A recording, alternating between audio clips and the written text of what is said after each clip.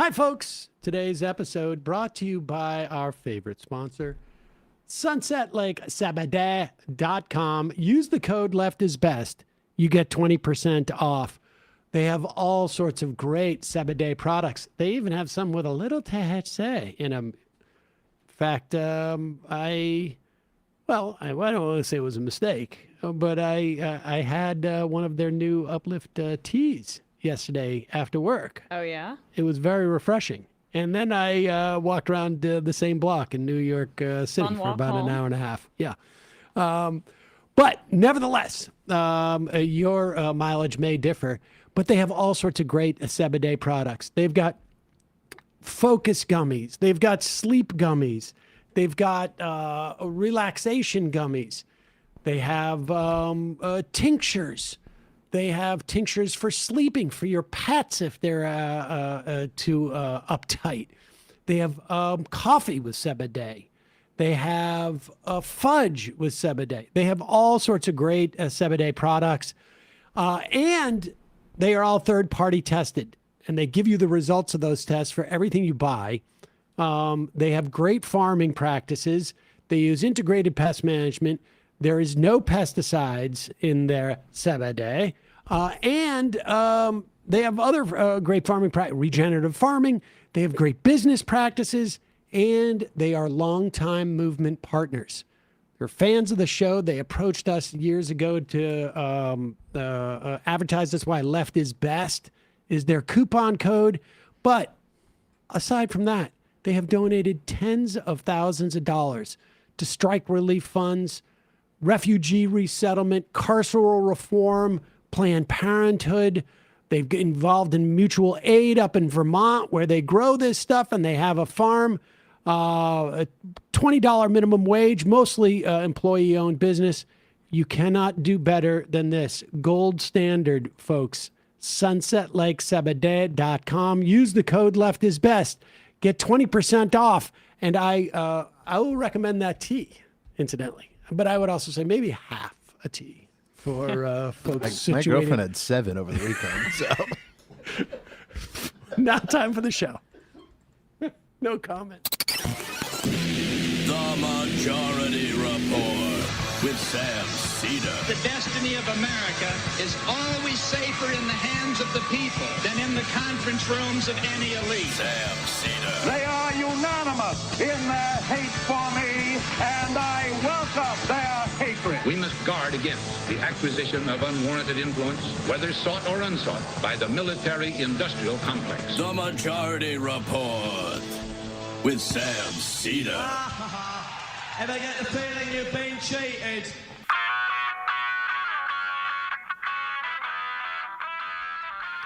It is Tuesday, August 5th, 2025. My name is Sam Seder. This is the 5-time award-winning Majority Report.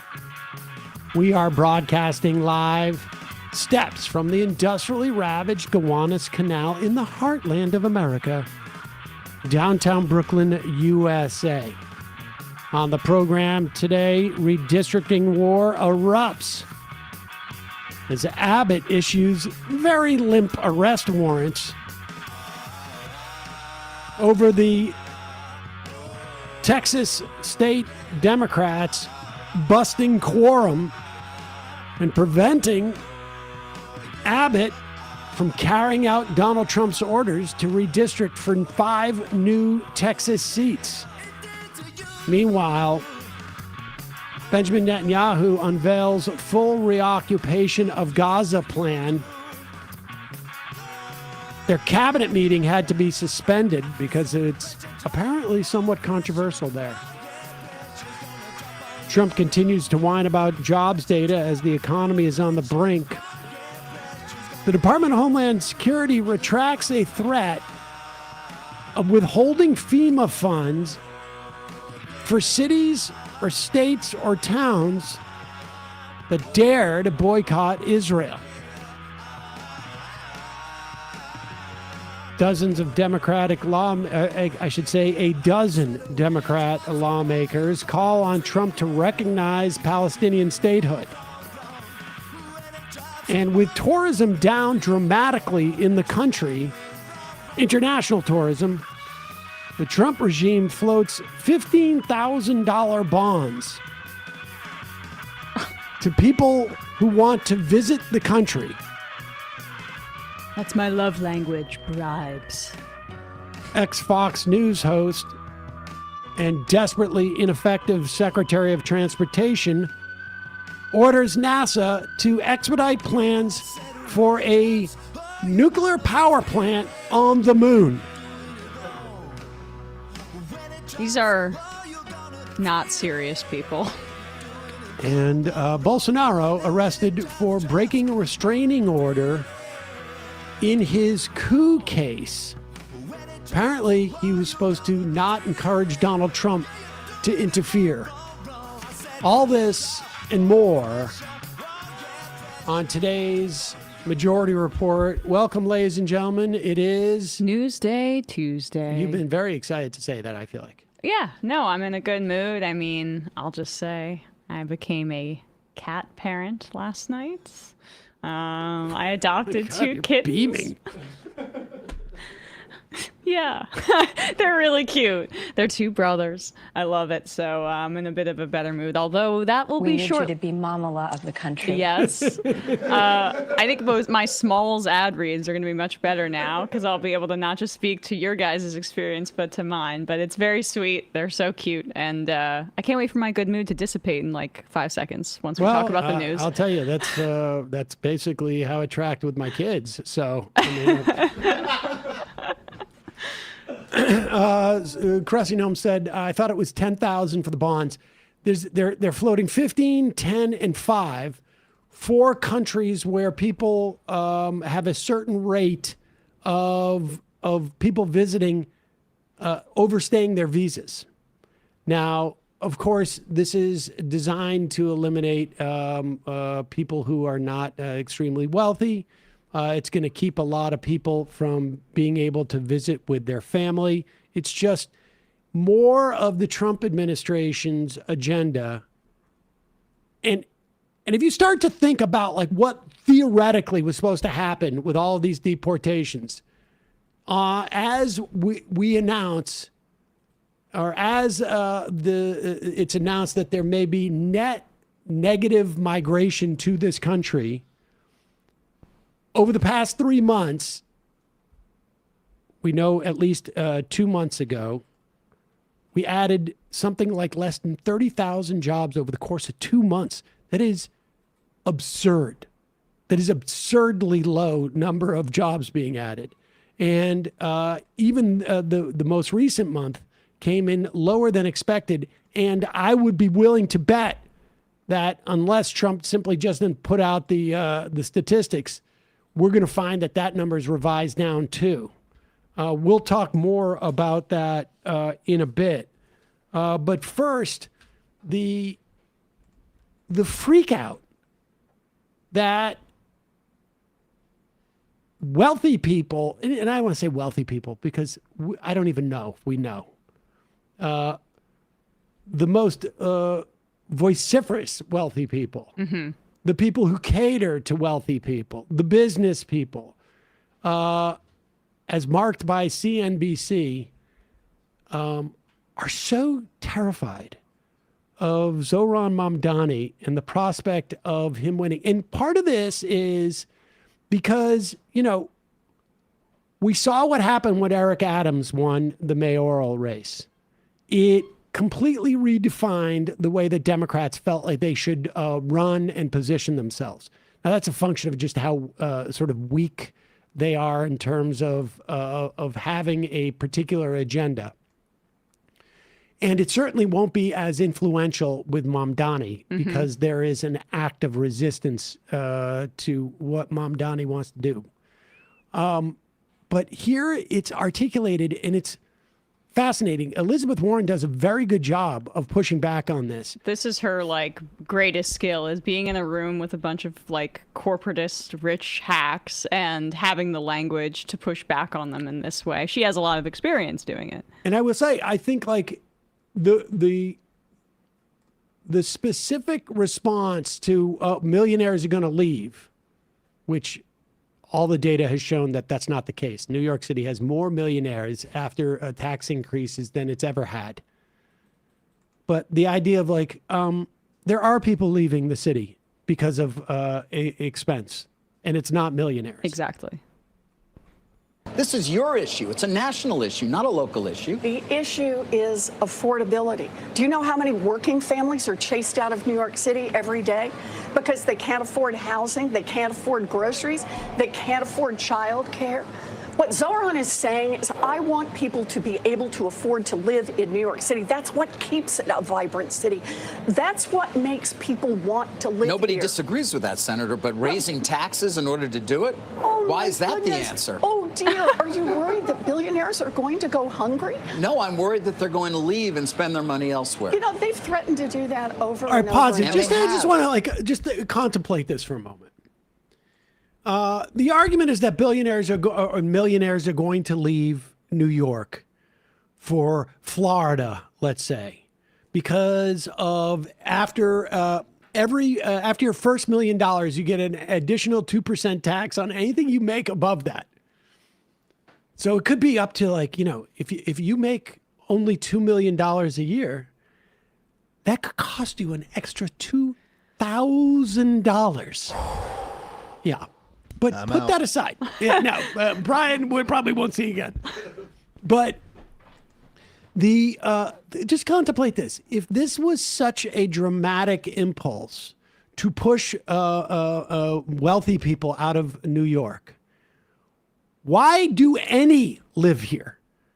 You can go to Florida and pay no state income tax. And a lot of them do that. A lot of them live 6 months and a day in Florida, and then they come back to New York during months that are a little bit less hot down there. And so they're already doing it. That's what Rush Limbaugh did. But why are there any millionaires in New York City paying taxes here? Why are there any? If this theory is correct, there should be 0 millionaires and 0 billionaires who pay taxes in New York City. And I just can't believe that was a real question and real follow-up. But the answer is taxing billionaires? Does he not understand how confiscatory taxation works? Yes, it's a method to redistribute wealth. And that's what this is an effort to do, except to help regular people. And the solution has always been to cut and I want to be clear, taxes it's not confiscatory. Oh, sorry. Unless it is literally just to diminish their wealth. Now, I would like to see, let's do 90 cents on every dollar after $1 million. But instead, it's going to be 0.02 cents. Go ahead. Oh. Millionaires are going to go hungry? No, I'm worried that they're going to leave and spend their money elsewhere. You know, they've threatened to do that over and over and over. And they have. They've left. But here's the thing. And Goldman Sachs, when they create new jobs, they do it in Dallas. And Blackstone won't build a new headquarters. And go on and on. You want to have a workable city. Oh, my God. 2 financial outfits are not going to expand their doing, because it's so hard to find financiers in New York City. Gosh, man. That's the jobs we're worried about. Do you realize that you'll be walking around New York City and it's going to be so difficult to find some type of brokerage house that you want to go browse or something like that. You have a nice day, take the kids, let's go look at the brokerage house windows. Go ahead. Have a city that's vibrant. You want to have a city where the streets are full, where there are things for sale 24 hours a day. Then you need people who can live here and work here. Well, we've got that right now, by the way. I would point out New York is thriving. So now it's doing pretty well, actually. I'm glad you think they're doing well, because a lot of people are struggling to pay for housing. A lot of people are struggling to pay for groceries. And I got to tell you, mamas and daddies who are facing $25,000 a year to pay for childcare. Those are national issues. I mean, I know they are the local state, but you can't. New York City. Yes, but if you deal with them in that way, by what is always your backup, just tax them more, they will leave. No, the backup is make this city and make this country work for everyone. I get that the Republican point of view is make this country and make every city in this country work better and better for a handful of billionaires and let everybody else eat dirt. But what Mamdani won on in a Democratic primary is he said, I'm going to address affordability. And he didn't win by one vote. No, he won by a lot. It's very much unclear he has the ability to actually do it, by the way, based on the laws and what the governor has to say and what he would actually have to do. You know, I love that as the fallback position, and that is he's fighting for the right thing, but maybe the billionaires will have a way to everybody block wants a him. more All right, pause it for affordable one city. There's second. no doubt I about just it. want to say that this guy has absolutely no idea. He just went as deep as he could in explaining what the headwinds that Mamdani's going to face. He has no idea. 100%, not even a clue. If she had just stopped and said, what's going to be difficult specifically? I mean, that's it. It would have been over. But yes, it is a complete retreat from like, okay, when you basically put it between billionaires getting what they want and people eating dirt, okay, but none of this is going to happen. It's all pie in the sky. So what are you worried about? Right. That was his last refuge, basically, there. There was an article in the New York Times in, I think, February that showed that a quarter of New York City residents don't have enough money for housing and food. That's a national issue, Emma. It was a report done by Columbia and Robin Hood, and it found that the share of New Yorkers in poverty was nearly double the national average in 2023 and increased by 7 percentage points in the past 2 years. And you have the CNBC anchor arguing that we shouldn't be doing this 2% tax over income over $1 million in order to make it more affordable. Right. Move CNBC to Florida. I mean, isn't that an incredible statistic? It is double the national average and increased by 7 percentage points in just 2 years. And that is in part due to the crazy amount of wealth in this city and the fact that housing has been used, especially in like expensive cities like this, as speculative assets for rich people, including like international rich people and people that don't even live here that flip properties, and there's no housing for everybody else and no protections. Just to be clear, the 2%, it taxes 2%, not 0.02%.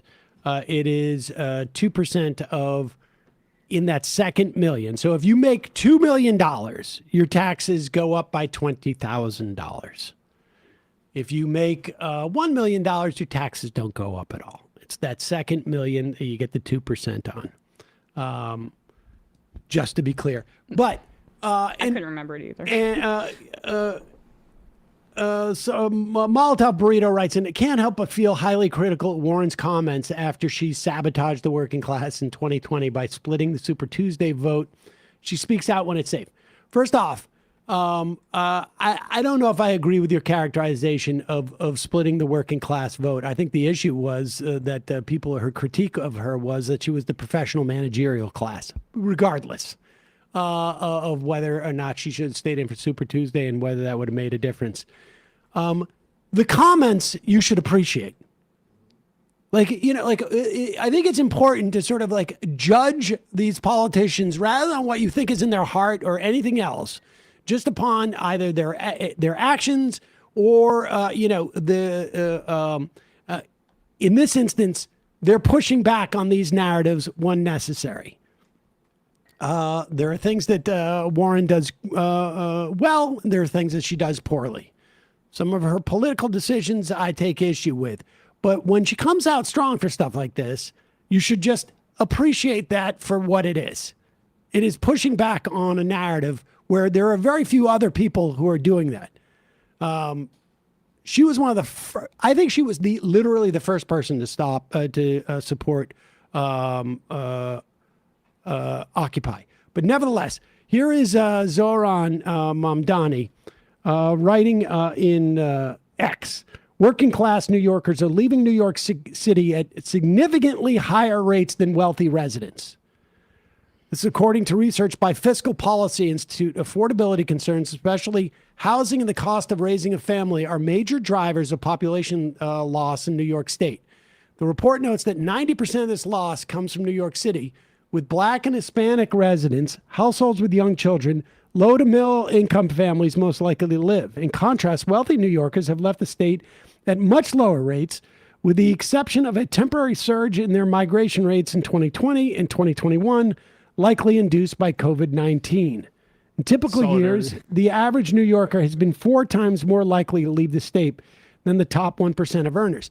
Now, the response that the CNBC guy would give if he wasn't embarrassed to do it is, but They're poor. the millionaires, they're poor. They don't add anything. 1 millionaire equals like 10,000. Exactly. Exactly. More bang for your buck. And it is indicative of, and then the assumption is, oh, you need rich people so that other people can get money. Because if they're not in New York spending their money, now, to be clear, these rich people are not going to the deli and buying, No. whatever it is.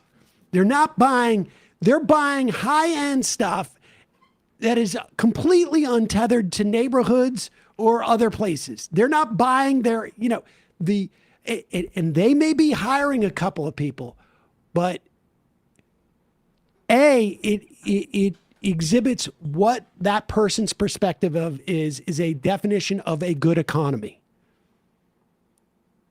And whether a good economy is having wealthy people or having just more people live without suffering or immiseration on some level.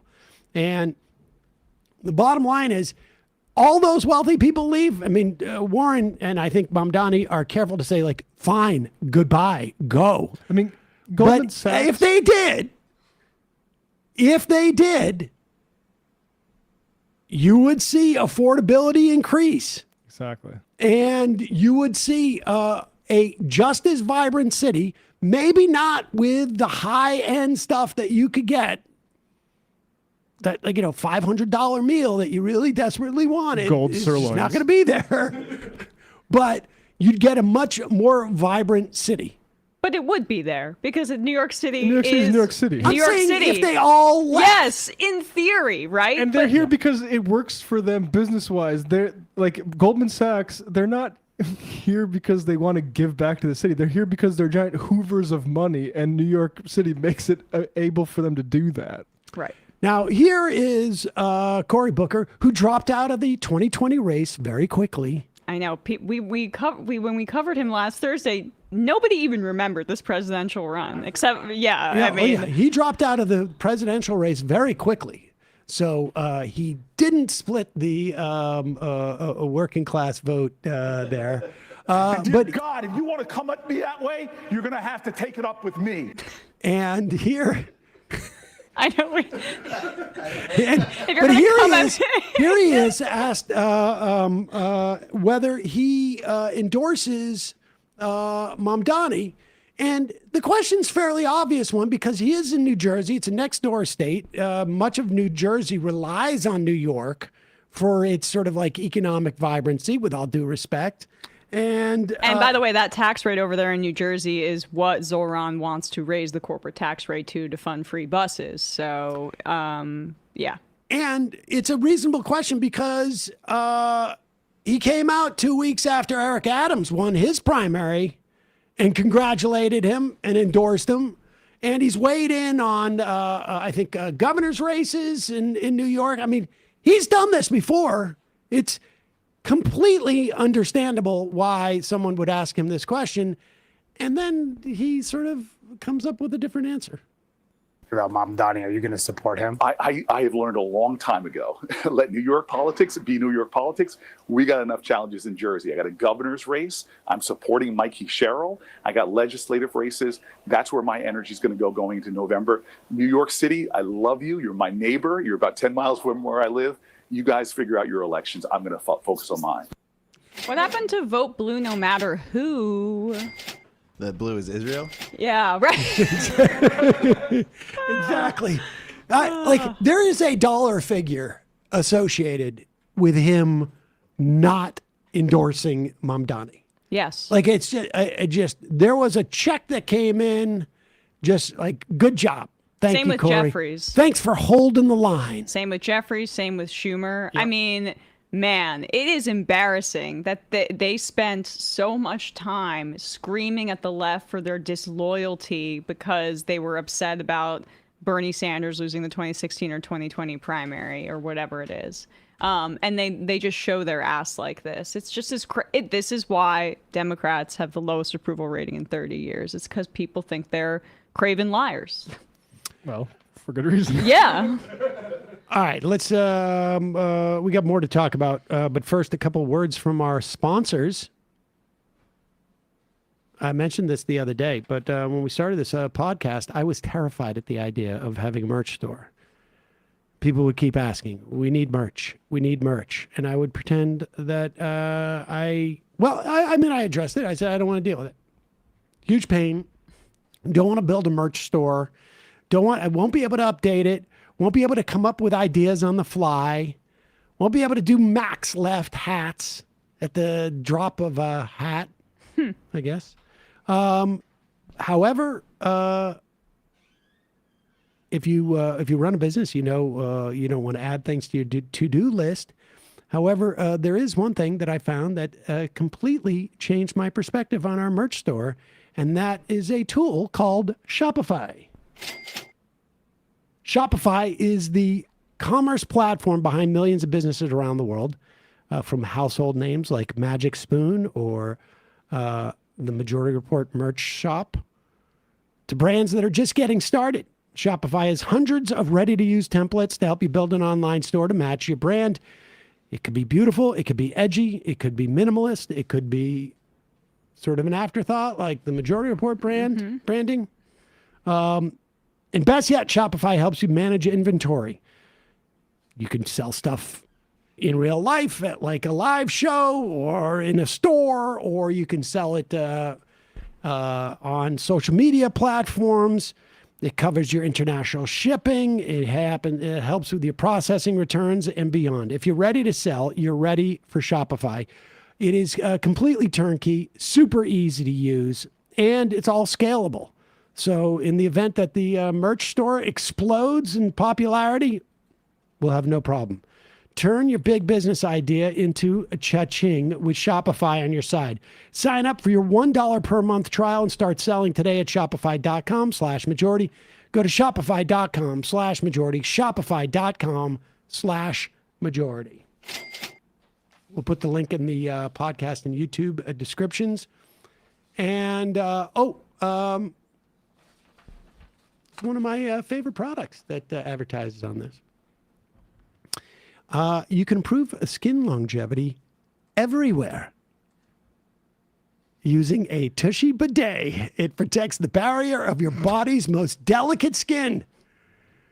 Reduce itching and discomfort for 9 out of 10 people. And I don't know what's wrong with you, number 10. Maybe you need to go see a doctor. Yes, I would check with your physician. Because there is nothing better than a bidet. And Tushy is the everyday luxury bidet that instantly transforms your bathroom habits and bottom health for life. You don't need to go out like Tim Pool and spend $1,000 to impress your buddies and then have someone like me come around and break it. You can actually turn your toilet as it exists now into a bidet. And Tushy has a couple of different lines. You can do ones that involve no electricity, super easy. Basically, if you have the skill to change your toilet seat, you can do this. Now, Tushy's elevated bidet collection nurtures your bottom with instant warm water that never runs cold, a soothing heated seat, and UV sterilization for next level hygiene. So now you're getting up into like the very sophisticated bidets. Well, I just can't even. All Tushy bidets easily attached to your existing toilet without the need for additional plumbing. Installation is simple and takes about 10 minutes to complete. Cleaning yourself after using the bathroom is now hands-free. You sit, you cleanse, and dry using the built-in dryer. I have got to upgrade, I think. Instead of wiping endlessly with toilet paper, Tushy pristinely removes 99% of bacteria while protecting your natural skin barrier thanks to one natural ingredient: fresh water. Every Hello Tushy bidet comes with a 30-day hassle-free return, a 12-month warranty. Want to thank Tushy for sponsoring this episode and for my trips to the bathroom. Keep your swampiest body parts fresh and cool. For a limited time, our listeners get 10% off their first bidet order when you use the code TMR at checkout. That's 10% off your first bidet order at hellotushy.com with promo code TMR. All right, no nasty IMs we're getting. I could see Emma like sitting there cracking up. I'm not looking at you. All right, so look, this redistricting thing is fascinating. I mean, it's not a surprise the Republicans are doing this. I would say the bigger surprise is that we're seeing the Democratic Party. And again, this is just a pure partisan fight. There's no ideological issues associated with this. This is just, are you going to participate in politics in the way that it comes at you or not?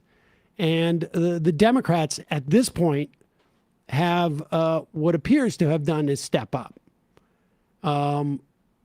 51 out of 60, at least 51 out of 60 Democrats in the Texas State House have left the state, denying Republicans quorum, so they cannot go forward with this special session to do a mid-census redistricting that would, at least in the hopes of Republicans, give them an extra 5 seats out of their state. Now, that bet that Republicans would be making is a little dicey because they're counting on the same numbers that they saw in 2024 will show up in 2026. And that is never a guarantee. But also it's not a guarantee, especially with Donald Trump at the top of the ticket, because we've now seen 3 presidential election cycles where he is able to get many more voters out, low propensity voters, in the way that the Republican Party is unable to in off-year elections. So even this is a gamble for the Republicans because if they would be gerrymandering, some of these districts are pinker as opposed to deep red because of how aggressively Texas is already gerrymandered. And this is Trump from the top making this decree, as opposed to like the Texas Republicans even kind of coming to it themselves. And the question is, why are Republicans pushing this so hard? Well, because it's an off-year election. The party out of power tends to win. But they're not just looking at Texas. J.D. Vance has flown to Indiana, hoping to get 1 seat there. They're looking at Ohio, I think maybe Tennessee. And here is a prime example of the problem that Republicans have with this off-year election. It's not just the secular, generic party out of power. We haven't seen much of this because Republicans are not going to town halls. And if they were, we would be seeing a lot more of this. They are terrified. They are terrified quietly, though, because there's not many examples. But Mike Flood, elected in 2022 in Lincoln, Nebraska, he's not afraid. And he showed up at his town hall last night. This is Lincoln, Nebraska. There are 750 to 1,000 people in this theater where he's having a town hall. And I don't know, my experience, if Lincoln, Nebraska is this well organized with Democrats, then I think Democrats are doing quite a good job because it's not the first states that they would be doing this in. So it gives you a sense of the anger that exists out there towards Republican lawmakers. It's just that we don't see it because they don't expose themselves to their voters. We have a next question right here. My question is fiscal. With $450 million FEMA dollars being reallocated to open Alligator Alcatraz and $600 million taxpayer FEMA dollars being used to now open more concentration camps and ICE burning through $8.4 million a day to illegally detain people, how much does it cost for fascism? How much do the taxpayers have to pay for a fascist country?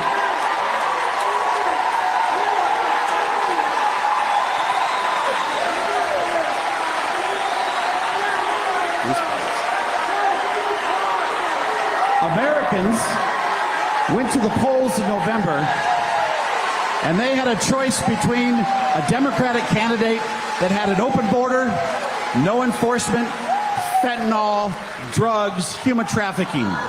And they had a choice between that and a candidate that said, close the border, get illegal immigrants out of our country, stop the fentanyl, stop the human trafficking, stop the drugs, stop the crime, stop the violence. That's what Americans voted for. Americans voted for a border that is secure. And I support the president enforcing our immigration laws, which, by the way, our immigration laws. He's losing it. He's losing it a little bit. Did you also see the part about healthcare? We have that in there. Now, here's the thing. Yeah. That's probably full of a bunch of like Brooklyn hipsters. Sure. Going down to Lincoln, Nebraska and getting super Brooklyn hipstery. Let's play the next one. This is regarding healthcare. Yes. This was also incredible and also shows how much, frankly, Democrats are leaving on the table by not coalescing around a healthcare agenda that isn't just what the Republicans are doing is bad. Because listen to this this just fury in the crowd, but also how these old Republican talking points about healthcare being a privilege for the employed have just completely dissipated and also really engendered a lot of anger in the population. Medicaid program. One of those changes is that if you are able to work and you are able-bodied, you have to work. If you choose not to work, you do not get free health care. You do not get free health care. Okay. So here's a question. Do you think that people who are 28 years old... Pause it for 1 second. He's going to say, do you think that people who are 28 years old should get free health care? Now, let's be clear. This is a canard because we have seen two examples, Georgia and Arkansas, that have done work requirements. And all it does is it ends up driving people off of Medicaid who are perfectly eligible. However, the bureaucratic hurdles are designed to keep them off. Their ability to sort of like have to constantly update on how they work. I mean, have you ever been late for your insurance premium payment? Have you ever been late for have you ever been exhausted by the amount of work you had to file with your insurance to get reimbursed? Now multiply that times 5 or 10 for somebody who is actually working and struggling to have time to do these type of things. So the scenario he's setting up is false, A. And B, this R+10 district, not necessarily with their talking program. Do not get free health care. Okay. So here's a question.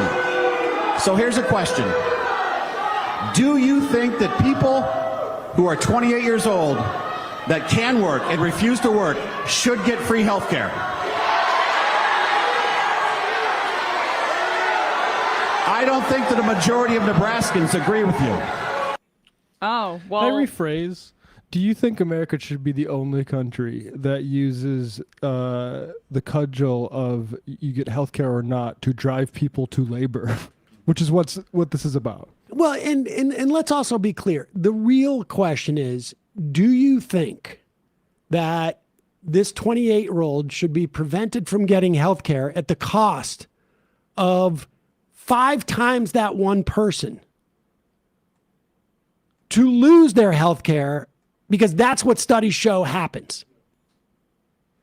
That it's maybe even higher than 5 times. That's what studies show happen in the real world. We have data on this. And we'll have more data. There's a reason why 14 million people are going to lose their Medicaid, and it's not because they're not working. It's because of the requirements that are going to be imposed and the hurdles are going to be posed to getting the health care. But the only way people could not see the salience of an argument for free healthcare for people, regardless of whether or not they're employed, is if you're somebody that has never had to deal with an insurance company that you couldn't, or a claim that you couldn't pay for before. I mean, the amount of time that people spend on the phone with health insurance companies to try to get something paid for, a procedure or health care paid for, that they already have felt that they've been paying into on a monthly basis, and that they have been with their insurance, let alone folks like the millions of people that are going to lose Medicaid coverage. I mean, I think 80 million people, when you add Medicaid and CHIP together, rely on this, because we also don't force many of these employers to guarantee health care for their workers. So it's not just people who are these 28-year-olds in the basement or anybody that's unemployed. Everybody that has experienced our healthcare system can empathize with that perspective. Healthcare should be a human right. And then here is the question put in another way. Like, okay, do you even have a plan for providing healthcare that people can afford? About this. I'm sorry? Okay. I know you've talked a little bit about this, but what plans does the Congress have for providing reasonable cost health insurance to Nebraskans? Well, one of the ways to bring down our commercial private payer insurance is to not have as many people on Medicaid. Because what happens? Medicaid pays a much lower reimbursement rate than a commercial payer does. And so when there's a difference between those two, the commercial payer ends up paying more and more and more to make up for the difference. Money does not fall out of the sky. It does not grow on trees. It comes from all of you. And you pay your health insurance. I wish there was a world we could live in where everything came from the government and it was free. All right, pause it. But that will never... Pause it.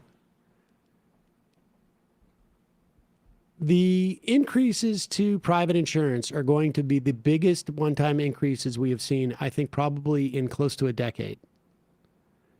And it is because they are ramping up, because the subsidies were cut for the ACA. In many respects, they did their repeal of Obamacare in the big, beautiful bill. And B, it's not like these people who are not getting Medicaid are going to somehow evaporate into thin air. They're going to get sick at the exact same rate as they got sick before. Except for this time, they're not going to have a doctor. And this time, they're not going to have any preventative care. And so they're going to go into the ER. So everything he's talking about, in addition to it not being the case that insurance companies have that much elasticity, insurance companies go to state regulators, ask for a rate increase based upon their pool. Hospital rates are all over the place. They just get whatever they can. It's completely opaque. But somebody's going to have to pay when these people go to the emergency room. Somebody's going to have to pay for the diabetes that could have been prevented had they been seeing a doctor on a regular basis. Somebody's going to have to pay for all of this, and that's where the taxpayers pay.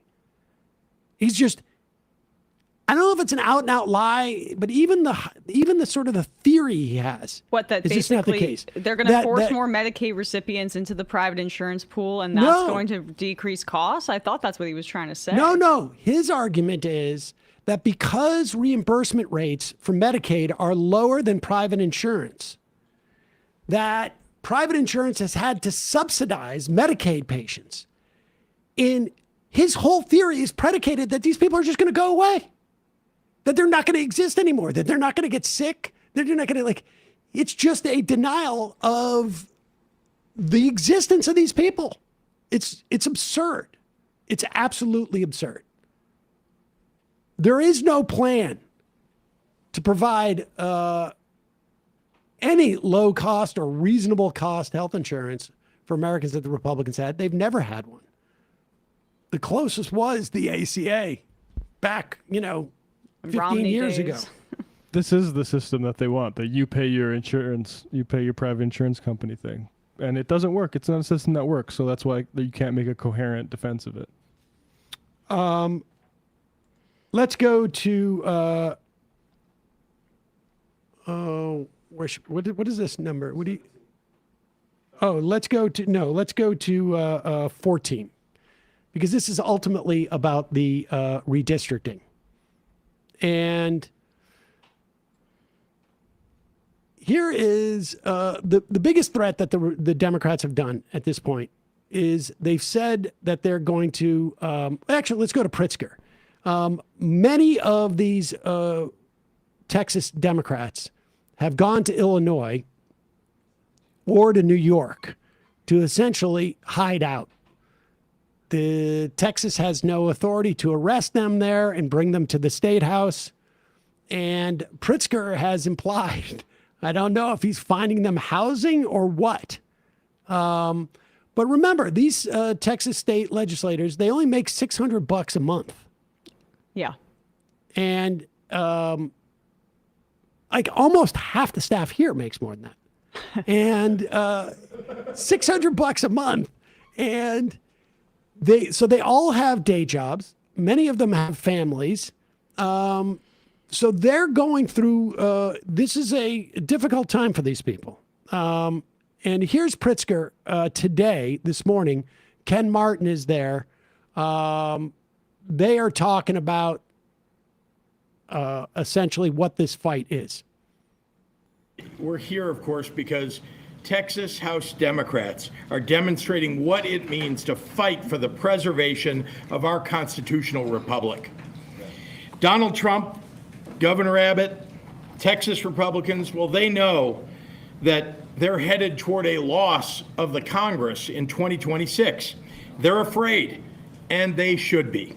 Because when you try to tear health care away from veterans and seniors, from children and people with disabilities, when you raise tariff taxes on groceries and beer and automobiles, when you let poor and working class families go hungry, when you allow smokestack industries to pollute the air and remove safety standards from food producers, well, all so that you can give a massive tax break to Elon Musk and Jeff Bezos and Bill Ackman, well, frankly, you'd better watch out. You're going to lose your elections. So they've decided that the only way to save themselves is to cheat, to change the rules in the middle of the game. And what do MAGA Republicans in Texas do when Donald Trump ignores, well, his oath of office and theirs, and when they're taking it upon themselves to thwart the will of the American people? Well, they say, when Donald Trump calls, they say, yes, sir. Right away, sir. Happy to lick your boot, sir. When Donald Trump says jump, Greg Abbott and Ken Paxton say, how high? They don't care that they're violating the Voting Rights Act and racially gerrymandering their state. Well, they're hoping they can rob the bank and get away before anyone notices. Texas Republicans are trying to diminish the voting power of their own constituents, and in doing so, diminish the rights of Illinoisans and all Americans. Texas House Democrats are putting their lives on hold and their livelihoods at risk because they don't want to live in a country where the president rigs elections for his side. That's not democracy. That's not America. He's good. He's good at this, the partisanship element. I am looking for him ultimately to cut taxes for Jeff Bezos, for Elon Musk, for Bill Ackman, and for me, because he's that wealthy too. You mean cut taxes, raise taxes? No. He said he was criticizing Trump to cut those taxes. Like, he's got to start acknowledging, because he's not going to be able to hide it when he runs for president. Right. Well, but that's the angle he could do it if he's smart about it. And if he does run in that way, it would be telling if he avoids that. And that means that this is another status quo guy. But if he wants to do I'll be the FDR guy that will no longer class be a billionaire and be the class trader, and I'll take on the bullies, I do think that's a salient political argument for real. Without a doubt. Yeah. But it is good to see Democrats now. Gavin Newsom is out there. He has claimed that he will, if Texas does this, we don't need to see a clip of him. If Texas does this, he will call a special legislative session and they will redistrict 5 Republicans out of their office. And they have already studied whether it would be a violation of the Voting Rights Act. Remember, if you have a majority minority district, there are certain numbers based upon the percentage of minorities in a state that they must have a certain amount of representation as per the Voting Rights Act. In Texas, they're going to dispossess people of that. And they feel like, well, we'll deal with the Supreme Court if it ever comes up later. In California, they've studied whether that would be in violation of the Voting Rights Act, and it won't be. So they've got 5 there. In New York, Kathy Hochul's already talking about redistricting 2 if they do this. That's 3 in New York. Here is the 5 or whatever the Fox show this is. Outnumbered. Sorry. Is it outnumbered because there's always 4 women flanking an old guy? Exactly. And Exactly. all of them, almost all, have to show their legs? Exactly. Yes, it's every man's fantasy. Totally. Every 75-year-old man watching this show gets to just like place himself in the middle of this couch. Put 4 women in their place at the same time. It's good to be I king. like Kennedy. She's really sharp. Oh, tell me more but about here is Sidney Kennedy. Sweeney being a Republican. Here is more pictures, please, of the young actress. Here is Kennedy, who seemingly does not understand what redistricting applies to.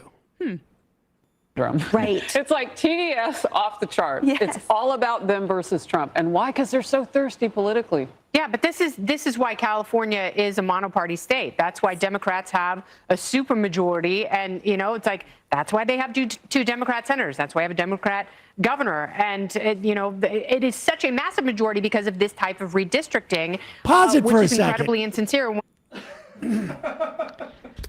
Oh. Apparently, she's not aware that there are no districts that impact the Senate races. Whoopsie. It's the whole state.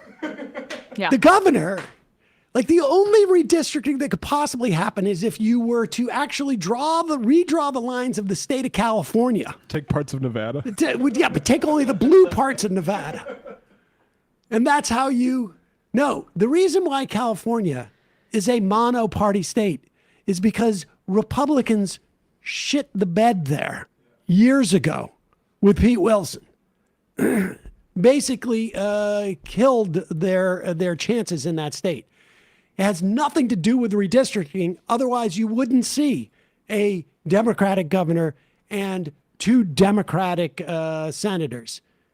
And also because part of why the Democratic Party is behind on this is because of states like California dropping the ball and not doing partisan gerrymandering in reaction to the Republicans doing so.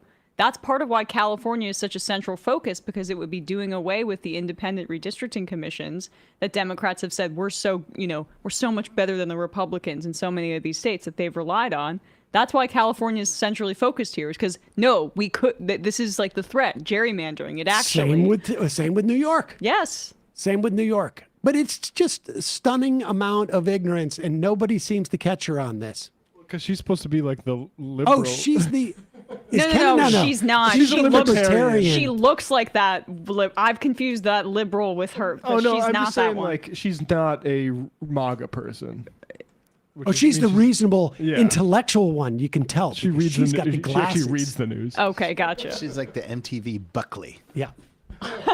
Is a monoparty state. That's why Democrats have a supermajority, and it's like That's why they have two Democrat senators. That's why I have a Democrat governor. And, it is such a massive majority because of this type of redistricting, which is incredibly insincere. Whenever Republicans start to get a stronghold in a certain part of the state, they carve it apart. Right. I'm not a huge fan of this. And I think that, you need to run better candidates if you're worried that your party is out of power and, offer voters better ideas, because this is not a fight. This is cowardice. So if you are expecting your caucus to grow, you're doing it wrong if you're running to another state where the obese governor might eat you. Wait, what is she even babbling about? Does she go by one name? Like she's Beyonce or something? She was an MTV VJ. She really was. Honestly, I couldn't even make sense of the last part of what she was saying. I think it was a shot at Pritzker. Yes. No, I get the part about the Pritzker thing, but she's seemingly criticizing Abbott for redistricting and not having better candidates to beat these, while blaming Pritzker for enabling the Democrats for stopping Abbott from doing what he's doing. Right, exactly. Like they instigated this. And also, J.D. Vance is taking trips to Indiana. Hogan's Heart Doctor says if Democrats already have the power to redistrict and give themselves the edge, why aren't they already not doing it? In California and in New York, Democrats passed legislation to have an independent commission do it. Personally, I think it was naive. They are now starting to realize it was naive. Yep. And so the threat is we're going to have the Democrats. We have the numbers in these states. Despite the fact that we have an independent commission that does the redistricting, we're going to redistrict. And I hope they don't just do it for congressional. I hope they do it for state legislatures. Oh, yeah. I am very much comfortable with no Republican state legislatures or assembly. I'm very comfortable with that idea. Until there's a Supreme Court case in sometime in the future or a federal mandate and law that there is a all independent committee redistricting in all 50 states, every Democratic state should be responding with gerrymandering. That's it. If Republicans are going to do it, Democrats have to get on this. And it's just funny to me, not so funny, that Democrats talk about when Bernie was running in 2020 and 2016. Oh, what are we going to unilaterally disarm by just taking small dollar contributions? Are we going to unilaterally disarm and not take any more corporate money? But when it comes to things like, I don't know, taking political power and seizing it, we'll outsource it to the independent commission and functionally unilaterally disarm as the Republicans do this. Like, that speaks so much to the issues with the party that are hopefully starting to change. But, we're behind on this, and it's the Democrats' fault for being weak and Pollyannish, to put it mildly. All right, let's change focus for a bit. We'll go to clip number 1. You've probably seen, and I know we've played at least one clip of this guy or two. He is an ex-GHF contractor. The Gaza Humanitarian Foundation. Foundation set up by Israel and America, or CIA guys. Exactly. He was essentially a contractor, mercenary, former Green Beret. Anthony Aguilar, he was sent there, apparently expecting that they were actually doing humanitarian aid, and he was protecting recipients of humanitarian aid and protecting the aid, and his experience there was very, very different. He's been on a bunch of shows. Here's a clip of him on the MSNBC Weekend Primetime show. I'm not speaking because this is my story. I'm speaking because this is the story of a population of human beings that if we don't do something now, we are on a dangerous road, and a day of reckoning is coming that as a world, we're going to see it, and we have no excuse. We have no excuse when everything comes to bear and this box is opened and we see inside. We have no excuse as a nation. We have no excuse as a world to look at this and say we didn't know. We do know. And I'm not looking for anyone's approval. I'm not looking for the approval of paid spokespersons from the Gaza Humanitarian Foundation or a paid contract lawyer who wants to talk about, I don't know how to, I don't know what I'm seeing on a certain site when I've been there. So I'm here for consciousness and for doing what's right and American values. America needs to know what we are doing in Gaza, what we are complicit in, and America's voice needs to stand up and put an end to it. Because a day of reckoning is coming, and right now we are on the wrong side of history. Lieutenant Colonel, do you believe that you witnessed war crimes, not just the fog of war, as the IDF has said that this is not a policy? Where did these orders come from? Is it a systemic policy? And how does it compare to when you served in Iraq and Afghanistan? Complicated and complex environments require strong leadership and require strong morals. It's very easy in a situation like this where the population has been dehumanized to see them running and scrounging for food and to see them as, it's very easy to go down that path of dehumanization and then just looking the other way. War, the fog and friction of war is real. However, the azimuth, the line that keeps us straight through that fog and friction is our morals and our ethics, humanitarian laws that we all abide by. These aren't questionable. These aren't things that have flexibility.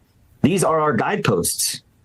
The Israeli Defense Forces have been put in a very precarious situation in the south because the Gaza Humanitarian Foundation put all three of the sites, the southern sites, in the middle of combat zones.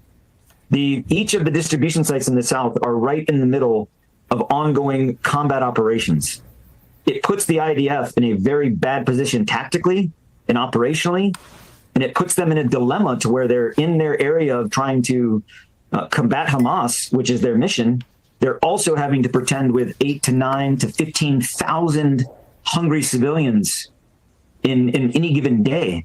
And when there's not strong leadership and there isn't a strong purpose, then this type of situation where we see the war bear on people, where the dehumanization becomes almost organic, that this is what that becomes. And, up in northern Gaza, they've been isolated for even longer. No one can go in and out of the Netzarim corridor north in the Gaza city and Jabalia.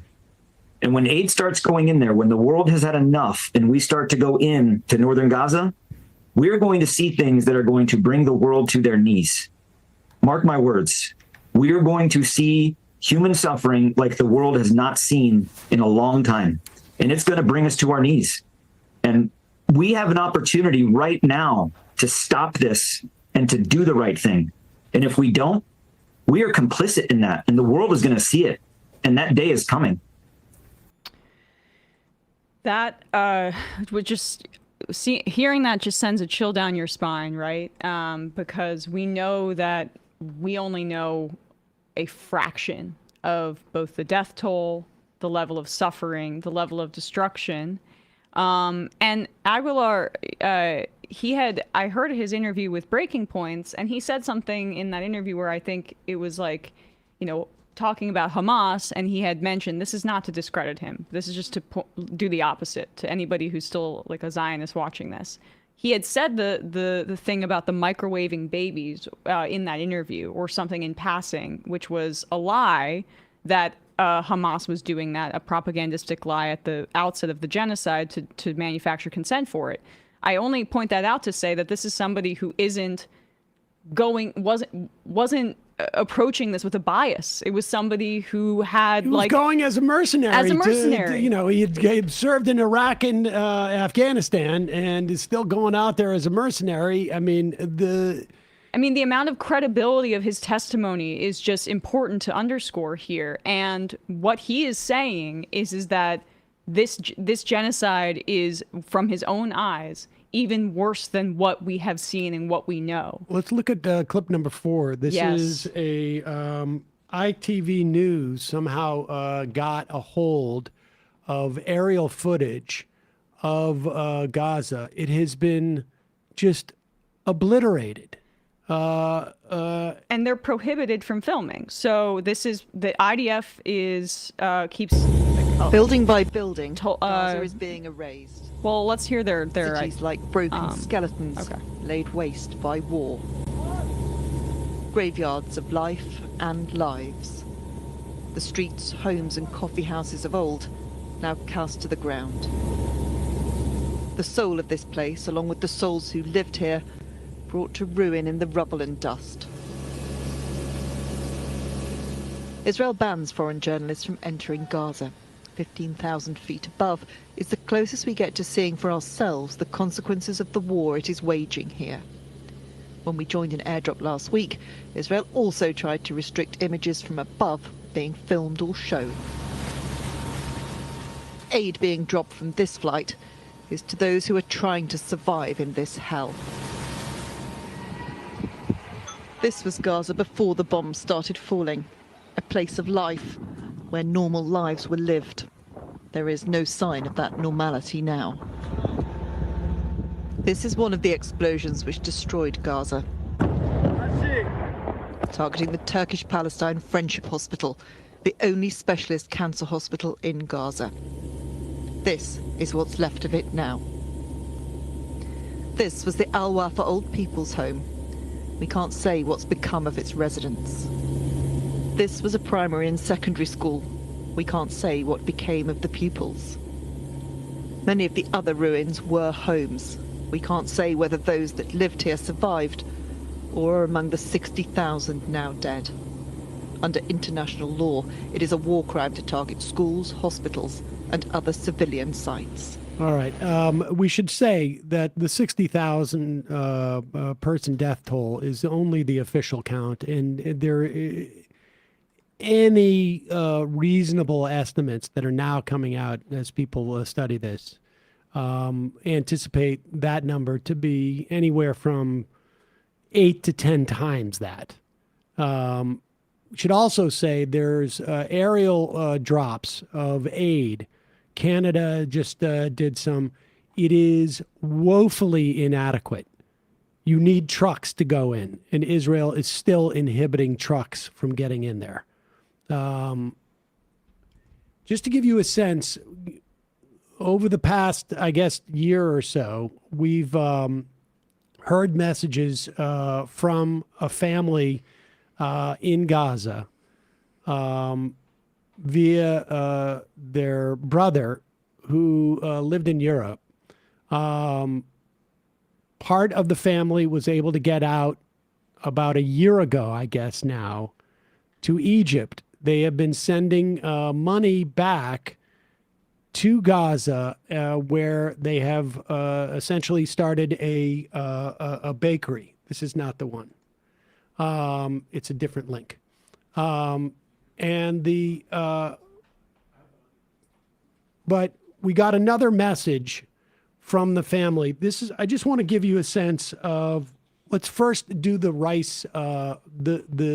The Gaza bakery is handing out, I don't think it's a bakery in the sense that we think of bakeries here, but they're handing out and cooking of rice apparently is one of the few things it gets in. This is, they're helping serve food to people. And this is in, I believe it's in southern Gaza.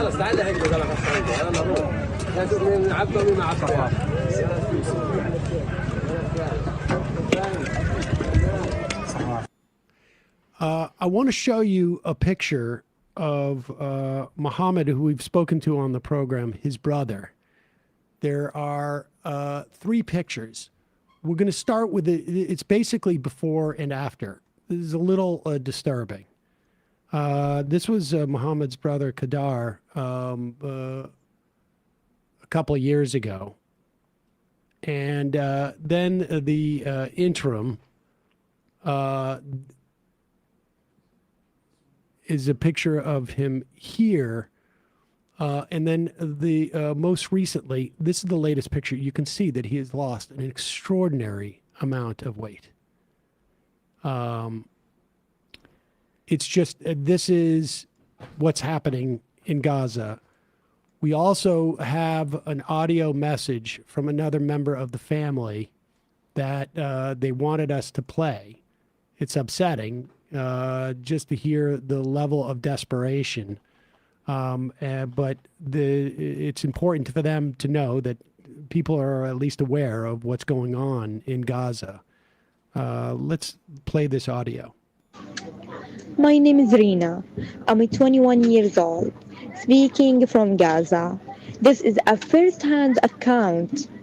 My brother just returned from one of the Gaza aid distribution sites, the ones backed by a U.S. group. He saw people shot while reaching for flour. Children were lying in blood. We are terrified. Israel is turning food lines into war zones, and they are targeting children. We are starving, but it is too dangerous to get food. This isn't humanitarian aid. It's a death trap funded by the US and backed by Trump. Please, don't stay silent. Share this. Speak out. Demand an end to US support. We just want to leave. We have a link to the Gaza bakery. This is not it. It's I sent it in the chat. Emma sent it in the chat.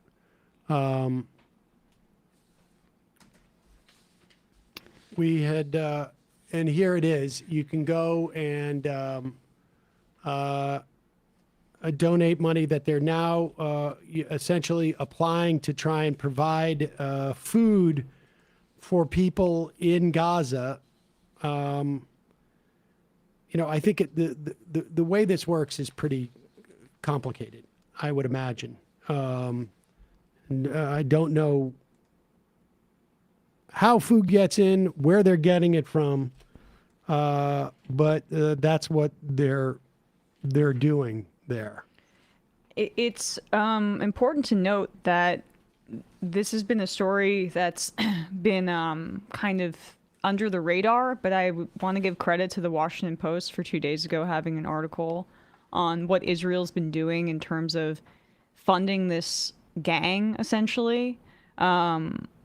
It's led by this guy, Yasser Abu Shabab, who Hamas is basically accusing of being a traitor because he's clearly taking money from Israel, and he has a militia of around 100 people that have been stealing aid so that Israel can blame it on Hamas. And this was a tactic that Israel's used previously with Hamas, where they propped up the government of Hamas. Netanyahu openly talked about allowing Qatar to fund Hamas so that they could use them as a scapegoat to further immiserate Palestinians, because Hamas was not a leftist or, pacifist organization in the way that, some other Palestinians groups had been. So they wanted to basically divide the Palestinian people and have a competitor to Fatah. Right. So that there was no no unified Palestinian body politic, essentially. But just to give, Israel isn't just blocking almost all aid to try to starve Palestinians to death in this final solution territory. They are also funding groups that will steal aid so that they can justify it on the ground. And this level of depravity and evil is historic in many ways. It starts with the whole smearing of the UN. The GHF should not exist. There should be no use for a, quote, Gaza humanitarian foundation run by mercenaries. I talked with Jasper Nathaniel about this. Like, humanitarian aid is actually a discipline. You can't just have some mercenary come in and do it. UNRWA should be doing this. It isn't Israel let aid in, it's Israel let the UN in. But unfortunately, even Chuck Schumer was talking to the New York Times about how anti-Semitic that organization is. So here we are. I should also say, got an email from a listener, Abby, in Minneapolis. She was doing a raffle. We missed the email, but for Many Lands Mutual Aid, who provides as much food aid as he can in Gaza. We'll also include that link it's also a separate GoFundMe. I don't know. I'm not familiar with this. Listener Abby writes in and then says that she's been raising money for them. Do know the Gaza bakery stuff, or at least we've spoken to Muhammad on this program a couple of times, I think, over the past year or two. But we'll put both links in there. And again, at the end of the day, there has to be a change in policy. And it's obviously extremely difficult to be outside of the coalition that is dictating policy in this country and influence it. I think to the extent that there's Republicans who have argued against the policy that this government has in supporting what Israel is doing, I don't know that they're ever going to have the numbers. We saw the polling. Like right now, Gallup has 25% of independents support Israel's military action in Gaza. 8% of Democrats support it. Around 70% of Republicans do. I mean, this was our argument prior to the election. It was that it's not about the candidates in the sense as it's about who's in the coalition. And like you've got Marjorie Taylor Greene or Thomas Massey speaking out, it's not making a difference. And no matter how many media figures are doing this, because Trump wants to turn it into the Riviera of the Middle East, and he did a quid pro quo basically with the Israel lobby, including Miriam Adelson, to annex the West Bank in exchange for helping him get elected. So this is what we've had. We are not in the coalition in the same way. Like this was part of what Slotkin was saying in that interview with Crystal. Like, well, I don't see the same amount of protests against Trump. First of all, it was because Democratic voters had the gall to expect that their president would have a little bit more humanity than Donald Trump. And we were in the coalition, so we had the opportunity to influence them. Secondly, the Trump administration is repressing protest in a very aggressive way and criminalizing it. So people are afraid. And Slotkin is trying to make a hypocrisy argument about that instead of acknowledging that very real reality. And thirdly, there have been protests. It just hasn't been at the same, I guess, level at the height of it because the worst has already happened in many ways. Like we are past a point of no return. And that is why we are seeing these craven Democrats flip now, because they know what's coming and they know that we're going to see hundreds of thousands of dead and an entire population be decimated. I'm not even sure if we don't actually have a similar amount of protests. It's just that it's not a news story anymore. It's not campaign season. It's not just a question of campaign season. It's more of a news story when members of a coalition are protesting against their own sort of successful political leadership. Yes. She knows that. Everyone who is, has any type of sort of mild association or awareness of what politics are knows that. Jerry McLean says, I've been getting ads smearing the UN on YouTube. There is no doubt. And a couple of people have mentioned this. I think even Brian, you mentioned this too, is that there is a tremendous amount of money that is being poured into, I mean, not just YouTube, I would imagine, but all sorts of internet advertising, because Israel realizes it is losing this public relations battle in the U.S. Is it, an existential fight if they lose political support in the U.S.? Well, I mean, ultimately, but they are very, very nervous, I think, and rightfully so, because it's quite clear that at the very least, the Democratic voter, the typical Democratic voter, they have lost, just in terms of the polling. They still have the leadership and they're paying for it. That's why, Cory Booker won't endorse Zohran Mamdani. And I don't know that his endorsement would make a difference, but there's a reason why, Chuck Schumer and Kristen Gillibrand, they're all staying away. It is because their donors want them to, and their donors want them to probably as much, if not far more, because of Israel than anything else. And dear God, if you want to come at me that way, you're going to have to take it up with me. So good. So Cory Booker's up in 2026. It's really interesting because in New Jersey, Josh Gottheimer just like soaked up Israel money. Gimme.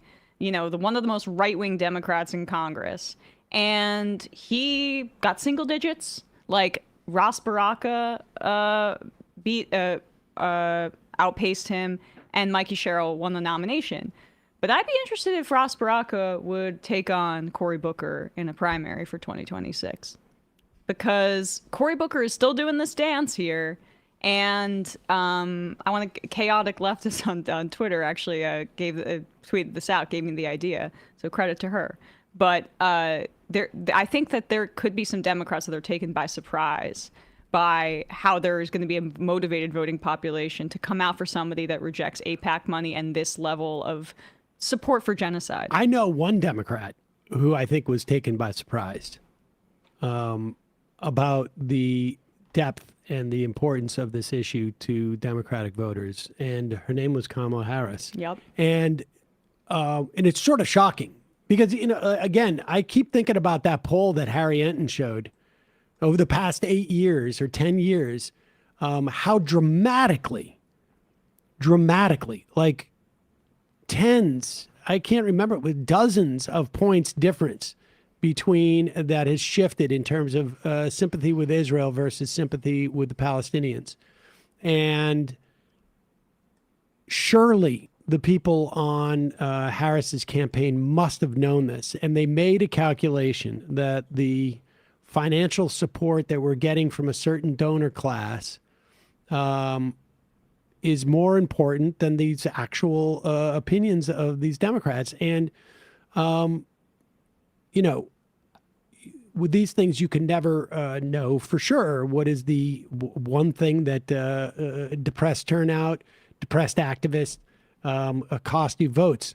But there is a lot of evidence that it had a far greater impact than they anticipated and may have been determinate. Then trans issues, for example. Then trans issues, because of what supporting Israel codes as for a voter. It means you're an establishment person who can't be trusted. That's what people think. When you take AIPAC money, they think bought not for me, for the Israel lobby, for corrupt interests. That is the line of demarcation. So even if you want to be all cynical about it, the consultants have motivated reasoning to say that supporting Israel is not going to cost us elections because they're all making money together. People are actually cool with it. They're this whole like well-funded class that has successfully both like manufactured candidates that have this ideology, but also insulate like Democrats from just craven political realities about what would benefit them electorally is one of the most corrupt things ever. We'll talk about that article in tomorrow about where all this money is going in the DNC. I mean, this is a major problem, and it's a deeply depressing reality that we squandered the organizing from 2008. And less than 20 years later, we are in such a horrific position with the Democratic Party, at least on a national level, where this is what makes sense is like these Democrats in Texas or in Illinois or on the state level, they are so much better equipped to deal with this than our AIPAC-funded, corrupt career Democrats in Congress who are so out of touch that it's completely destroying the brand of the party and preventing us from mounting an opposition to fascism. They're fatally corrupt in a way that's historically almost unprecedented. Yep. B. Dan from San Diego. I bet Kamala was pro-Palestine. She would have won had she been. I don't even think. Personally, I think things would be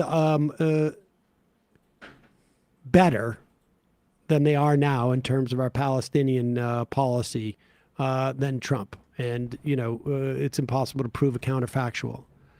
But I don't even think that she would have had to have been actively pro-Palestinian. She needed to indicate that she was open or was interested in changing our policy from that time. And that could have been indicated by any number of things. Let a Palestinian speak at the DNC with the most sort of benign speech that you could possibly imagine from a Palestinian American lawmaker, which would have at least indicated that there is some recognition that Palestinians are human beings, which would have been a significant upgrade from what the Biden administration had done. Again, like I'm not being Pollyannish here. I don't think that I don't know where we would be in terms of this conflict, but I do think that we would not be seeing this mass starvation at this point under a Harris administration. But they failed in a completely, just sort of like a crass political calculation. They failed to recognize this, or they simply made a trade-off that they thought they could get away with. That was, I'm not going to alienate these donors, but I'm okay to alienate these voters. That was the trade-off they made. And she did not lose for lack of money. So that was a very bad trade-off. Because at the end of the day, the money is there to get you votes. Well, also buy some nice cars with it. How many words do you think she's going to spend on the Gaza decision in 107 days? Oh my God. Is she going to skim entirely What's over 107 days? Her book. Her new book coming out. Oh, Sam. Jesus, I can't. I know. I literally. I think I had already blocked that out of my mind. I might get into hard drugs. Honestly, the title itself. October 7th days. No, it is a complaint. Oh yeah. The title itself is a complaint. Didn't let me cook. Just needed more time to get to know her. How about the word unfair? I mean, yeah. Again, I'm sympathetic to how women, and especially women of color, have to navigate things that are our politics. And there's things where, I think in an ideal world, politicians like that could be freed to say more things if they weren't so afraid of how they'd be perceived, or if they didn't have a consultant class that also has certain assumptions about women and women of color that hamstring them. And I think she's in many ways part of that kind of lack of progress we have as a country. But it doesn't really matter, because her politics, it's just evident in the fact that she hasn't said anything. They're just the Democrats that lost. I know it's good decorum to, after you lose, go into hibernation a little bit. But that's not what this moment meets right now. We're in a fascist moment, and it showed the hollowness of that kind of liberalism, or that lack of coalition or organizing is made clear right now. Because she's not, if she were a true leader that could meet this moment, or in 2028 that could meet that moment, she would have not gone away after her loss. She would have been a part of organizing and mounting an opposition to Donald Trump. But her apparatus and her politics is fundamentally incapable of doing that. And that's part of what, it's not just a new generation of leadership in terms of age. That's part of it, though. It's both it's age and also, of course, ideology. All right, the folks. shortest presidential campaign in modern history. It's, wow. Always lead with, It doesn't even mean anything. Well, I'll tell you what. Book did the longest speech too. I did a movie that I didn't release for a number of reasons, and not the least of which that it was about a terrorist attack in New York City, and we were editing it over the summer of 2001. The left wanted to make comedy illegal. And, some people would argue it's not funny. But having been a filmmaker and made things, I know that you cannot get up in front of the audience after they watch the movie or beforehand and go this was going to be much better. Yeah. But here's what happened. First off, I got fucked over by these people. Yeah. They didn't deliver the thing. And this shot, like, I told the DP, get the shot. And he didn't get the shot. And he said he had it. And then I get back to editing. I couldn't go back to the... so you can't explain why you failed the basic thing. Like, there's no explaining after the fact. Like, this is why... Just imagine if this scene moved with a better pace. Right. And now watch the movie. That's what this book is. Right? Like, not my fault. Oh, of course. But Why I Lost to the Black Guy by Mitt Romney. this is a version of what all of the consultants were doing by going on Pod Save America 100%. after the election. 100%. Hire me, hire me, hire me. And then for her, I want to keep my options open for 2028. And like, she's a name recognition polling frontrunner, but I do not have any confidence that if she actually tries to run, that's going to work out well for her. Because I just don't think we're going to be in a place where people are going to want to go back. We're not going back. Because at no point in her career has she ever excited massive voters. Yeah, she doesn't have that capacity. Exactly. Majority Report wardrobe coordinator. I saw a demographic coalition breakdown from Cornell Belcher that indicated Kamala got more white votes than Biden, but roughly 2 million fewer Latino votes and 3 million fewer black votes. Doesn't this put forth a different theory of her loss than Gaza being the main cause? Was it a combination of immigration? There's no doubt there was a combination of a bunch of different things. But if you focus on the swing states and you focus on Pennsylvania and Michigan and what was the third state that was going to be the closest one? Nevada. If you focus on, at the very least, Michigan and Pennsylvania, you can look at the polling there. But also, you're depressing the activist class. The people whose job it is to get people out to vote, you depress them. I know that for a fact. Yep. I had multiple conversations with multiple leaders of groups that were just like, it's tough because the people who go out, like the core of the activists who go out and organize and get people to the polls, they care about this issue. That just happens to be the case. I mean, I remember talking to somebody after Biden dropped out and the relief that he was gone and they had a somewhat blank slate to get people to go knock doors under Kamala was, you saw it in the polls. There was a huge rise in Totally. enthusiasm and then it was squandered. I'm not saying it's the only issue. I'm not saying it's the only issue. I think like it's, but again, who knows if it was determinate, but certainly that and the pivot they made, basically starting with the convention,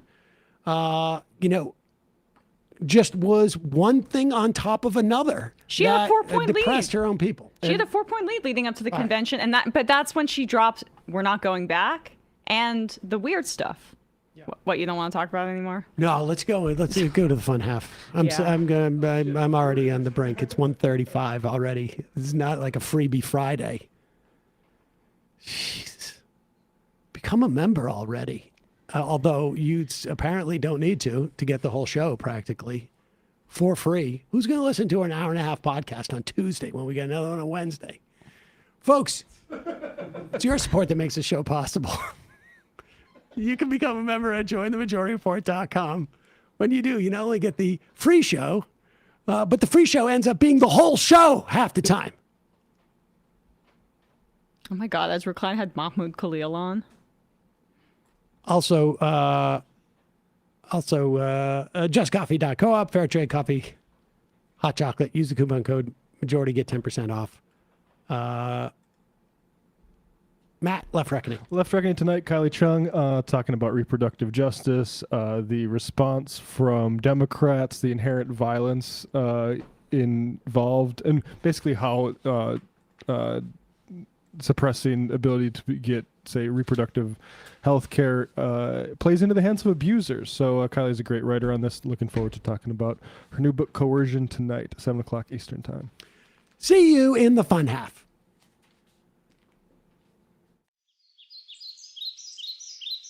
3 months from now, 6 months from now, 9 months from now. And I don't think it's going to be the same as it looks like in 6 months from now. And I don't know if it's necessarily going to be better 6 months from now than it is 3 months from now. But I think around 18 months out, we're going to look back and go like, wow. What? What is that going on? It's nuts. Wait a second. Hold on for a second. Emma, welcome to the program. Hey. Matt. What is up, everyone? Nomi Key. You did it. Let's go, Brandon. Let's go, Brandon. Bradley, you want to say hello? Sorry to disappoint everyone. I'm just a random guy. It's all the boys today. Fundamentally false. No, I'm sorry. Women's. Stop talking for a second. Now let me finish. Where is this coming from, dude? But dude, you want to smoke this 7A? Yes. Hi, me? Is it? Yes. Is this me? Is it me? It is you. Is this me? Hello? Is this me?